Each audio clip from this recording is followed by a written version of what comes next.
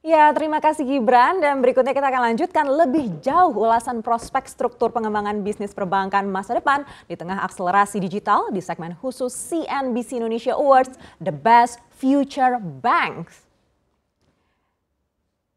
Dan untuk itu pada siang ini kami sudah tersambung secara eksklusif bersama Wakil Direktur Utama Bank BTPN, Darmadi Sutanto, dan Head of Digital Business Bank OCBC NISP, Rudi Hamdani. Selamat siang Pak Darmadi dan Pak Rudi, apa kabar? Sehat-sehat? Baik, mana ke? Baik ya.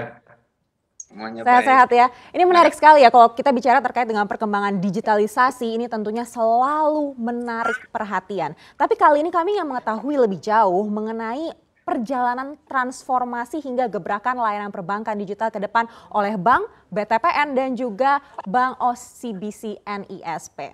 Dan untuk itu kita langsung saja masuk ke pertanyaan pertama kita. Bagaimana proses perjalanan transformasi digital yang telah dilalui perseroan? Mungkin kita akan ke Bank OCBC terlebih dahulu. Ya, terima kasih Mbak Neke.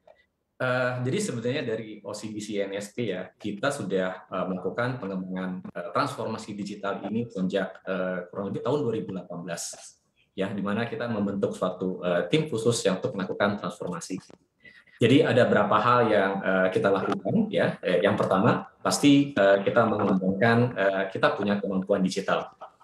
Nah, kemampuan digital itu yang kita kembangkan tuh terbagi dua, ya. Kita bilangnya defensif strategi dan offensif strategi. Dalam defensif ini gimana kita meningkatkan layanan digital kepada nasabah kita sendiri, ya. Sedangkan ofensif ini yang kita bilang seperti yang masa depan, gimana kita juga akan go to beyond banking, ya. Gimana kita bisa nantinya bersinergi dengan ekosistem di luar perbankan. Yang kedua, tak kalah pentingnya tuh kita juga udah meningkatkan namanya human centric experience. Jadi bagaimana kita mengubah cara kita dalam melayani nasabah secara digital, tidak hanya mengedukasi nasabah, tapi juga internal di bank, ya. Tapi dengan semangat kita punya yang tidak ada yang tidak bisa, jadi semua elemen di bank kita melakukan transformasi, tidak hanya dari IT-nya atau operation, tapi juga termasuk bagaimana kita juga mengenali resiko, ya. Karena ini tadi yang sempat di-mention Pak Heri, ya. Dan berikutnya adalah gimana kita juga membesarkan gimana kita mengolah data atau data driven bisnis, ya. Jadi ini hal yang cukup penting, gimana kedepannya kita melihat bahwa data ini sangat penting untuk meningkatkan layanan kita kepada nasabah, tapi juga bagaimana kita mengontrolnya, ya. Jadi ini yang kita juga kembangkan, dan kita juga melakukan komunikasi secara erat baik kepada internal maupun eksternal tentang hal ini. Dan yang terakhir yang tidak kalah pentingnya adalah ya pasti infrastruktur teknologinya harus kita tingkatkan. Bagaimana kita mempunyai sistem yang sangat robust, sangat fleksibel, ya, tapi di sisi juga aman, ya, dari serangan dari cyber security maupun dari percobaan untuk fraud atau segala macam. Jadi beberapa hal itu yang kita sudah lakukan dalam 3 tahun terakhir ini. Oke, seperti itu dari OCBC Bank. Baik. Lalu bagaimana proses perjalanan transformasi digital di Bank BTPN? Silakan Pak Darmadi. Baik, terima kasih Bu Anneke. Seperti yang tadi disampaikan Pak Rudi, kami juga punya perjalanan yang sudah cukup panjang, ya, dimulai tahun 2015. Kami juga ada layanan Wow dan juga Genius dimulai tahun 2016. Jadi sekarang sudah 5 tahun.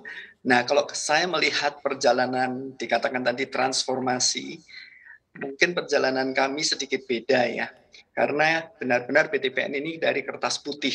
Jadi memang kalau bilang strategi ya ofensif saja, ya, kita langsung mencoba mengakuisisi. Namun yang saya mau highlight kalau kita bicara hari ini apa transformasinya, ya, adalah bagaimana digital banking ini tidak hanya menjamah market milenial. Tentu saja market milenial itu sudah given dan itu biasanya memang menjadi target utama dari digital banking. Nah, namun demikian hari ini kami justru sedang mencoba mentransformasi proposition kita juga ke market yang middle up. di mana kami sebutnya Silenial, ya senior millennials, orang-orang yang sudah lebih mapan, namun juga digital savvy. Nah, ini salah satu transformasi yang kita buat. Jadi memang Genius bertransformasi tidak hanya dari segmen milenial, tetapi sekarang bagaimana kita bisa relevan juga untuk segmen zillennials. Dan itu dilakukan banyak hal dengan produk-produk yang tentu saja juga lebih berbau zilenial gitu ya, dibanding produk-produk yang sudah ada dan sudah kuat yang juga kita terus kembangkan yang berbau life finance ataupun lebih millennial driven ya. Sehingga diharapkan ke depan Genius akan menjadi total digital banking di mana bisa melayani life ya finance maupun transaksi banking. Dan itu yang menjadi hal yang sedang kita jalankan. Nah, satu hal juga yang mungkin saya mau highlight mengenai transformasi adalah soal budaya. Memang karena dari kertas putih ya di BTPN ini memang diawali dengan budaya yang sangat digital ya, karena kertas putih ya tidak ada sesuatu yang history atau past history atau hal yang sudah terjadi, sehingga teman-teman itu di Genius Team itu begitu sangat inovatif, cepat dan lain sebagainya. Yang tidak kita bisa tolak adalah bahwa kita bagian dari banking, kita bagian dari perbankan, di mana memang banyak hal juga kita harus pastikan governance-nya benar, compliance-nya benar, dan juga segala koridor-koridor dalam aturan POJK juga yang harus kita jaga. Nah, jadi satu transformasi budaya dari mindset hanya sekedar digital menjadi digital banking. Ini juga sebuah transformasi yang ada secara internal. Jadi teman-teman yang istilah saya nih ya, dari betul-betul basisnya digital, mereka mulai berpikir digital banking, artinya mereka juga harus melihat segala sesuatunya dalam konteks perbankan. Tidak bisa ya, kalau dulu mungkin Genius itu banyak ya diposisikan sebagai kompetitornya e-money contohnya, ataupun mungkin OVO, GoPay dan lain sebagainya. Namun hari ini kami sudah jelas bahwa kompetisi kami adalah digital banking lain, bank-bank lain yang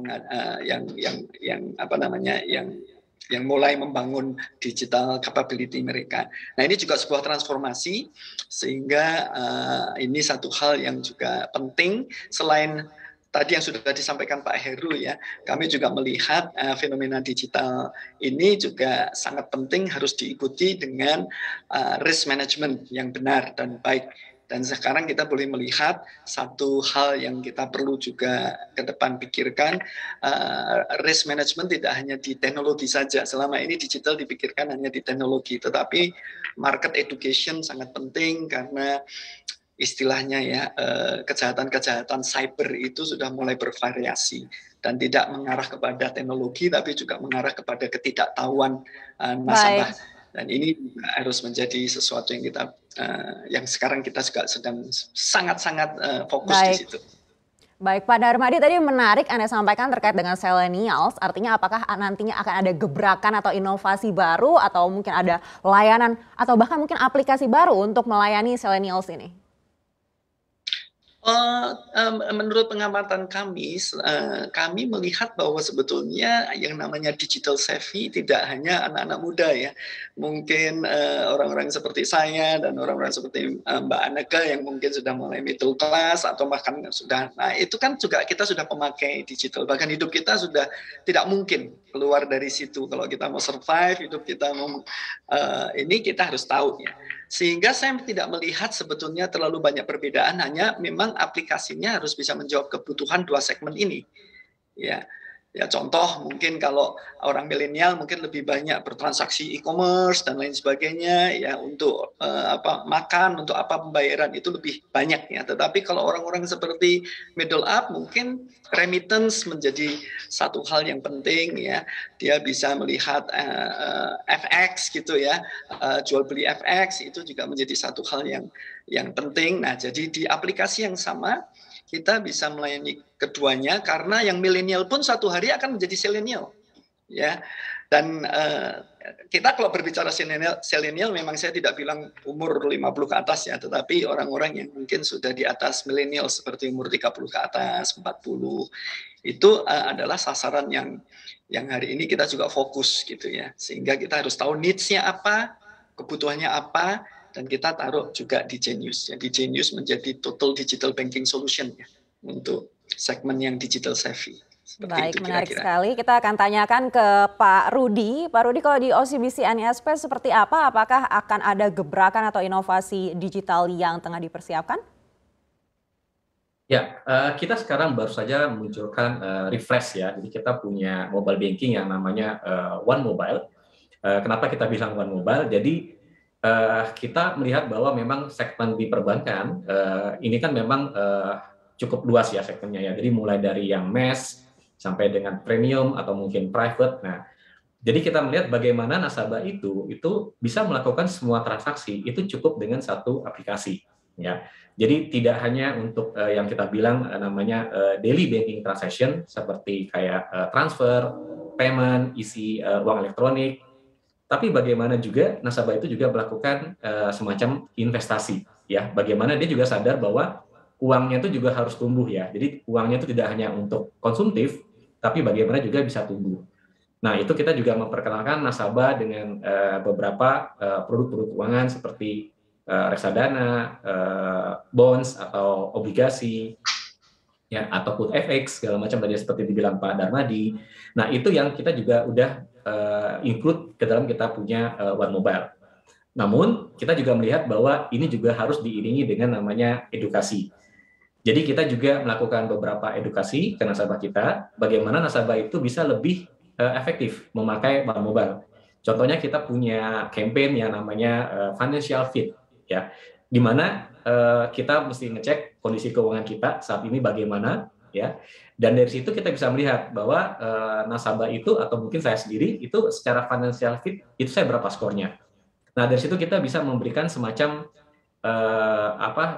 petunjuk pada nasabah bahwa oh kalau begitu kamu komposisi rekeningnya mungkin terlalu banyak konsumtif, Anda harus lebih banyak menabung, atau mungkin saatnya uang Anda daripada nganggur, ya gimana caranya itu Anda juga bisa berinvestasi ke suatu produk-produk yang lebih inovatif, tapi tetap sesuai dengan profil resiko dan perilaku dari nasabah. Nah, ke semua itu kita packaging ya, jadi tidak hanya dari sisi aplikasinya, tapi bagaimana cara memakainya juga yang itu kita coba tawarkan ke nasabah.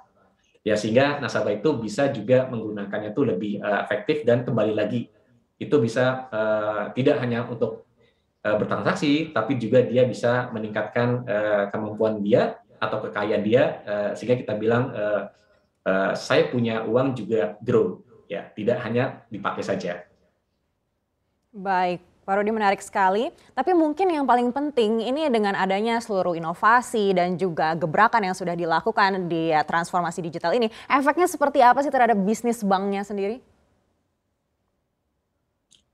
Oh, itu sangat besar ya. Jadi karena dengan adanya transformasi digital ini, jadi kita juga mesti melihat bahwa bisnis model juga ada yang berubah. Ya, karena tidak hanya untuk efisiensi tapi juga efektivitasnya juga, sehingga tadinya yang contohnya bank itu kan secara bank umum seperti OCBC kan kita mempunyai banyak cabang. Nah, dengan adanya transformasi digital dan dipercepat dengan pandemi, ya ini benar-benar bahwa kebutuhan terhadap self service channel ini juga sangat masif ya, jadinya shift-nya tuh sangat besar sekali. Tapi di lain pihak dengan adanya transformasi digital ini kita memang perlu tetap mengedukasi nasabah karena ada beberapa segmen nasabah tertentu yang tetap memerlukan semacam konsultasi atau advisory ya dari staf perbankan. Nah, kita caranya dalam hal ini adalah bagaimana caranya kita melengkapi staf perbankan ini dengan semacam tools ya yang cukup canggih dan juga seperti yang kita bilang namanya RM Mobile ya, dan dia punya juga terhubung dengan kita punya analytics, sehingga kita juga bisa melakukan assessment terhadap kebutuhan nasabah dan juga melayani nasabah dan lebih baik karena kita juga tahu kebutuhan nasabah satu persatu. Jadi Karena nasabah itu mempunyai kebutuhan yang berbeda-beda, dan kita sadar memang digital transformasi itu adalah suatu keniscayaan, pasti akan terjadi, namun tetap butuh proses ya, terutama untuk beberapa nasabah dari segmen tertentu. Jadi kita melihat bahwa ini memang harus kita lakukan, tidak ada pilihan, tapi juga kita harus melakukannya secara hati-hati dan juga bertahap. Baik, menarik sekali. Kita akan beralih ke Pak Darmadi. Pak Darmadi, kalau di BTPN ini sejauh ini sudah seberapa jauh sih layanan transaksi di bank ini bisa dilakukan secara digital dan tidak lagi mengandalkan layanan offline? Karena tadi kalau kita dengar kata Pak Rudi kan ada segmen tertentu yang membutuhkan konsultasi tambahan.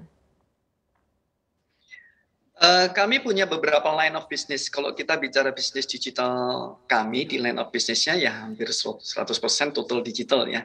Proposition-nya memang sudah itu dari awal, sejak awal. Namun demikian BDPN juga ada produk-produk tradisional yang berbasiskan cabang yang memang juga sudah ada lebih dulu, yang kita sebut juga di wealth management proposition gitu ya, Sinaya namanya. Nah ini yang sedang kami banyak transformasikan untuk berkolaborasi atau mungkin saya katakan memakai platform Genius ya. Dan yang tadi disampaikan dalam 2,5 tahun terakhir ini juga kami melihat satu proses yang positif sekali bahwa di Sinaya ini yang lebih middle up tadi saya sampaikan itu ternyata animonya dan antusiasmenya untuk masuk ke digital itu sangat tinggi. Bahkan saya bisa katakan sudah di atas 95% sekarang mereka juga pemakai Genius gitu. Nah, tentu saja mereka orang-orang dengan mungkin total uangnya ya portfolionya di kami jauh lebih besar dari yang Genius reguler ya. Nah, orang-orang ini karena memang dari dulu juga sudah di-serve oleh RM tadi disampaikan dan memang kebutuhannya beda, produknya pun juga jauh lebih, terutama produk investasi tentu saja sedikit complicated yang perlu dijelaskan dan lain sebagainya. Jadi mereka mendapatkan layanan dua-duanya. Jadi kalau mereka mau memilih digital dengan segala kemudahannya, seperti deposito itu sudah bisa digital dengan mudah, yang mereka bisa lakukan. Namun kalau mereka mau membeli investasi atau mau minta advice, minta view mengenai apa yang sedang terjadi di market, mereka tetap punya RM untuk ditelepon. Satu hal yang saya mau sampaikan, antusiasmenya itu 95% lebih itu sudah buka Genius, hanya sebagian kecil yang tetap tidak mau. Yang kedua, portfolionya juga bertambah secara otomatis karena mungkin dengan kemudahan itu mereka juga secara natural menaruh portfolio lebih kepada bank kami. Nah ini satu hal yang positifnya, satu hal yang positif kalau kita tadi bicara mengenai masuk ke segmen yang baru Ibu Aneka. Baik, menarik sekali Pak Darmadi dan Pak Rudi. Kita akan lanjutkan lagi usai jeda. Kita tahan sejenak karena kami akan kembali sesaat lagi dalam segmen khusus CNBC Indonesia Awards, The Best Future Bank. Tetaplah bersama kami di CNBC Indonesia Beyond Business.